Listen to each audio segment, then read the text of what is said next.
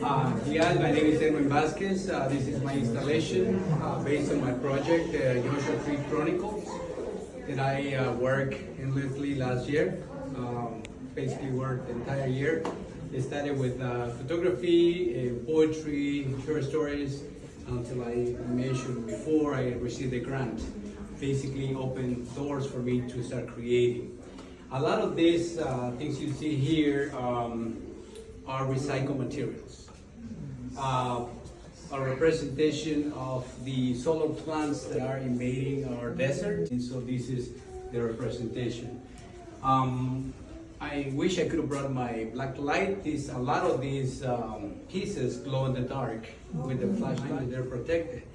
But from Little Rock all the way to Tehachapi, the extension of the land is not protected. And it is up to us, the artists, to give a voice, like I said earlier, to the plants. So in order to continue thriving. The Antelope Valley is known for the Joshua tree and for the technology. Every time somebody mentioned the V2 bomber, people who know that Palmdale, Lancaster. The Joshua tree, everybody thinks about the national park, but they don't think about our community. So a lot of these items, like I said, are recycled materials. A couple canvases were gifted to me by an artist. The arrows were gifted to me as well by another artist. This piece right here is a styrofoam that blew into my backyard. We have really a lot of stone wings over there. And so it looked to me like a piece of concrete, cement, and it has tied to the over construction in a community. A lot of the trash you see there, I made it with cement, and some of these pieces that I found on the desert on my hiking.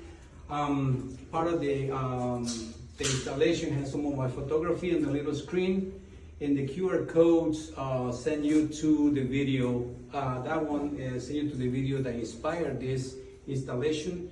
It was filmed in a private property. The owner is getting ready to retire, and when I asked him about the Joshua trees, he told me that he doesn't care because he's selling the property and he's moving out of the area.